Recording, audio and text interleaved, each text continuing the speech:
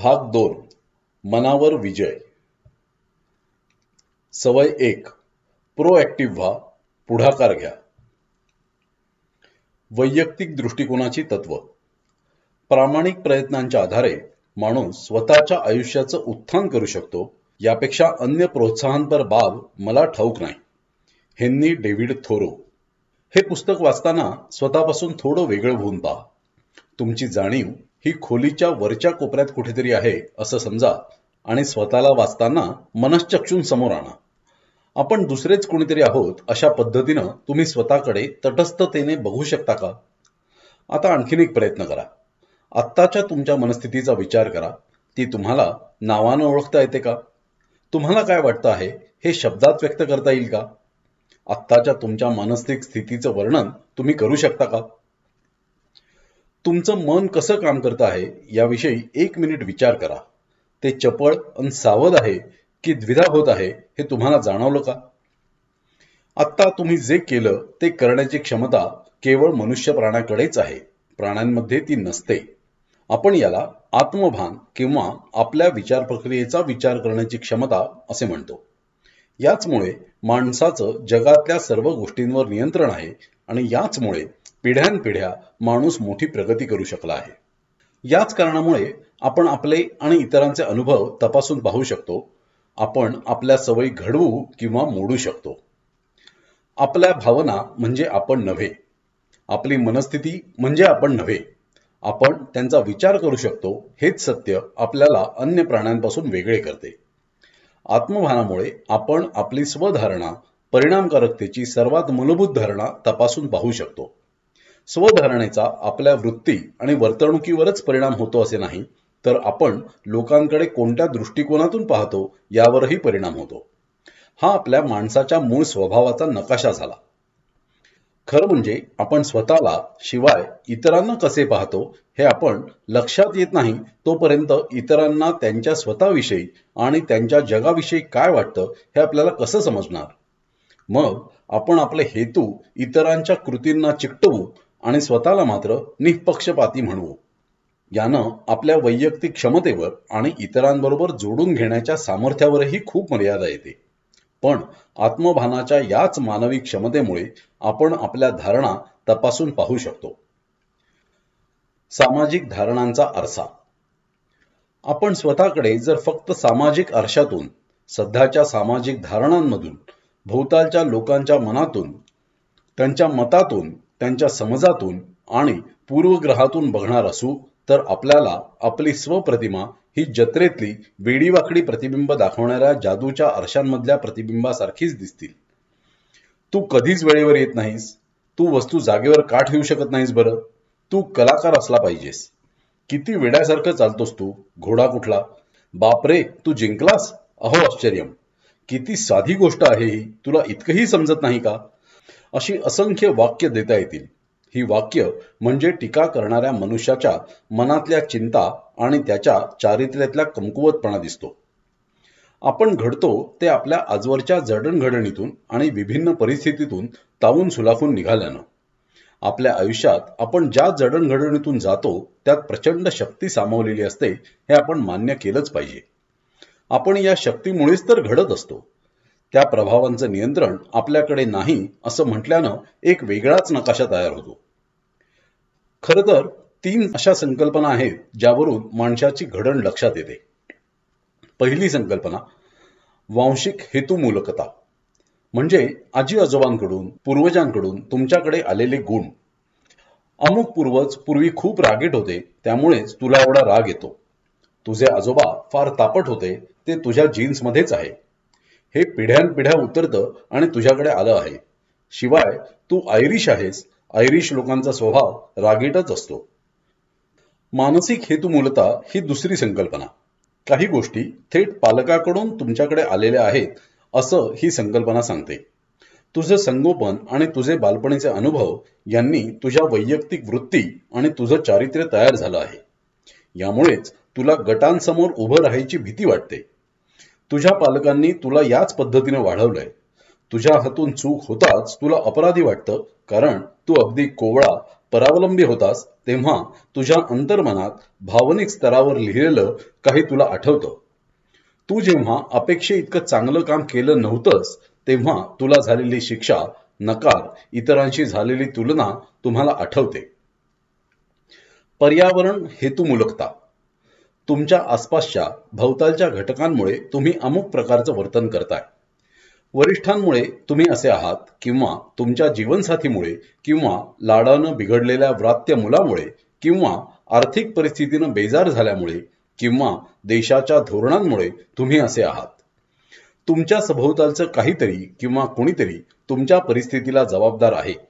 थोडक्यात पर्यावरण म्हणजे आजूबाजूच्या घटकांमुळे किंवा प्रेरणेमुळे तू अन्मया स्वभावाचा आहेस असं ही संकल्पना सांगते. उत्तेजना आणि प्रतिसाद. किती अचूकपणे हे हेतुमूलक नकाशे भूप्रदेशाचं वर्णन करतात. माणसाचं खरं स्वरूप किती प्रमाणात हे आरसे दाखवतात बरं. हे स्वतःच ठरवलेलं भविष्यकथन असतं. आपण स्वतःला पडताळून पाहू शकू अशा तत्वांवर हे आधारलेलं आहेत का?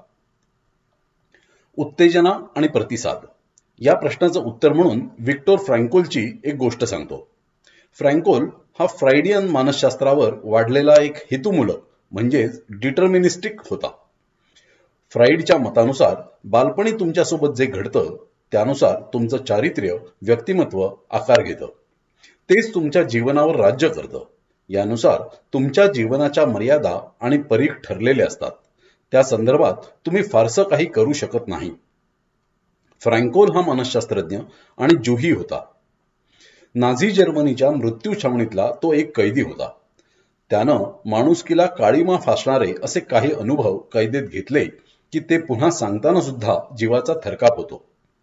त्याचे आईवडील, भाऊ आणि त्याची पत्नी त्या छावण्यांमध्ये मरण पावली.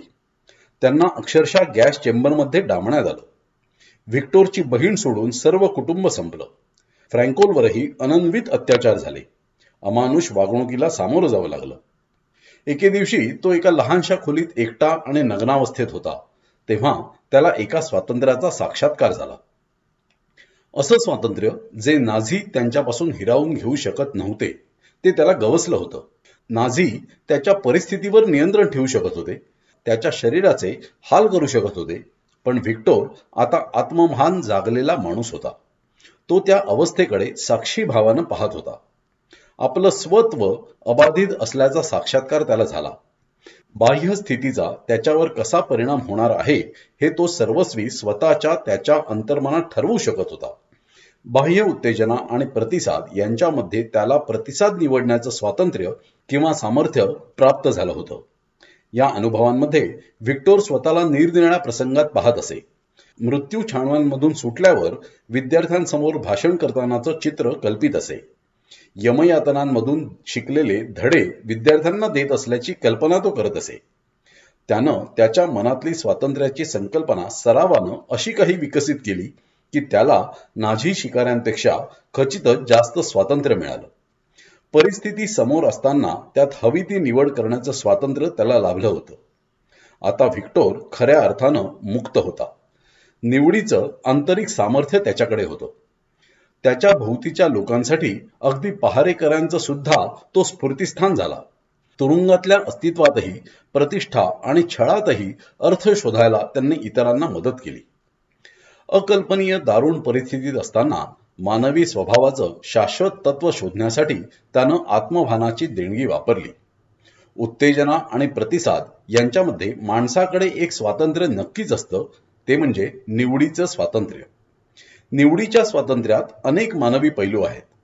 आपल्याकडे कल्पनाशक्ती आहे, आपल्याकडे विवेक आहे, बऱ्या वाईटाचं भान आहे, आपलं वागणं ठरवणाऱ्या तत्वांचं आणि आपले विचार, कृती त्यांच्याशी कितपत सुसंगत आहेत याचं आंतरिक भान आहे.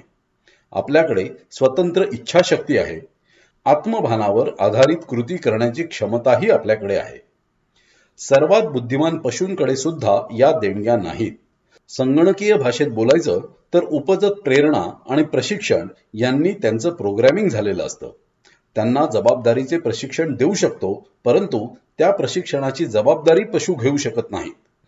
दुसऱ्या शब्दात ते स्वतःला दिशा देऊ शकत नाहीत. ते त्यांच्या मेंदूचं आजवरचं प्रोग्रॅमिंग बदलू शकत नाहीत. त्यांना त्याची मुळात जाणीवही नसते.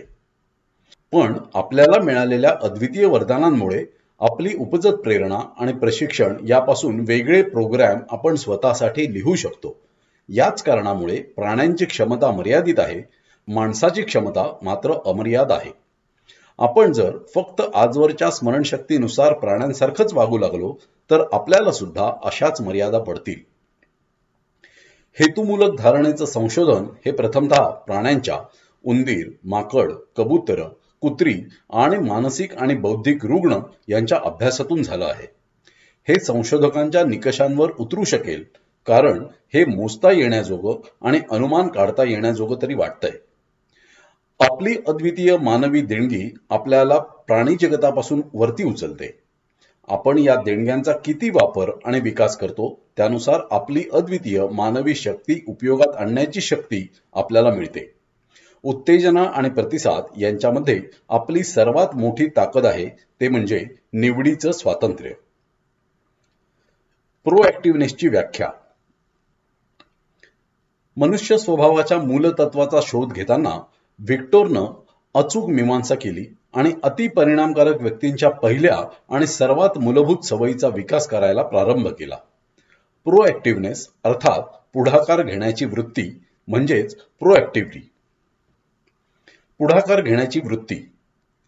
प्रोएक्टिव्हनेस अर्थात पुढाकार घेणं म्हणजेच प्रोएक्टिव्हिटी हा शब्द आजच्या व्यवस्थापन साहित्यात रुळला आहे. तरी बहुतेक शब्दकोशात तो तुम्हाला आढळणार नाही. त्याच्या अर्थात केवळ पुढाकार घेणं अपेक्षित नसून त्यापेक्षाही अधिक काही आहे. एक माणूस म्हणून आपल्या आयुष्यात आपण स्वतः जबाबदार असतो. आपली वर्तणूक हे आपल्या घडणीचं नव्हे तर आपल्या निर्णयाचे परिणाम आहेत. आपण भावनांना मूल्यापेक्षा दुय्यमत्व देऊ शकतो. गोष्टी घडवून आणण्यासाठीचा पुढाकार आणि जबाबदारी आपल्या जवळच असते. इंग्रजीत जबाबदारीला रिस्पॉन्सिबिलिटी असं म्हणतात.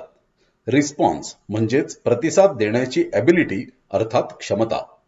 नेहमी पुढाकार घेणारे लोक ही जबाबदारी ओळखून असतात. आपल्या वागण्यासाठी ते परिस्थिती किंवा लहानपणापासूनची जडणघडण यांना जबाबदार धरत नाहीत. त्यांचं वागणं हे भावनांवर आधारित असण्यापेक्षा मूल्याधारित जाणीवपूर्वक केलेल्या निवडीचे कार्य असते.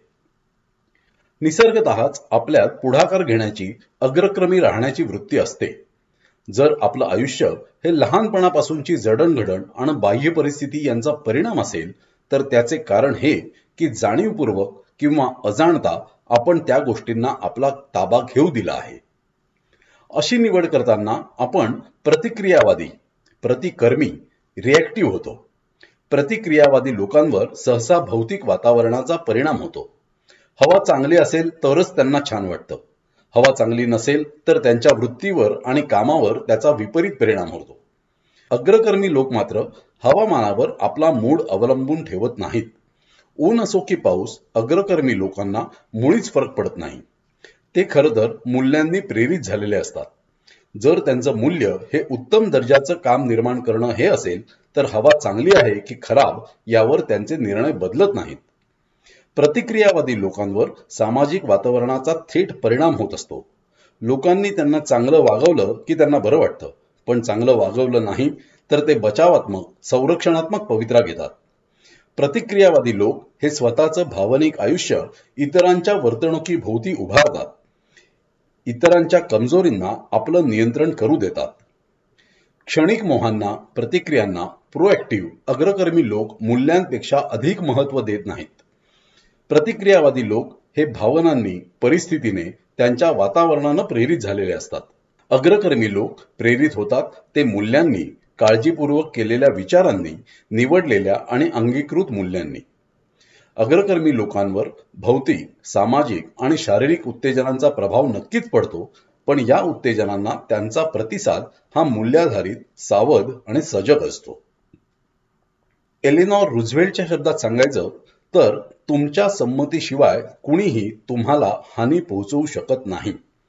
गांधीजींच्या शब्दात सांगायचं तर आपण दिला नाही तर आपला आत्मसन्मान अन्य कोणीच हिरावून घेऊ शकत नाही.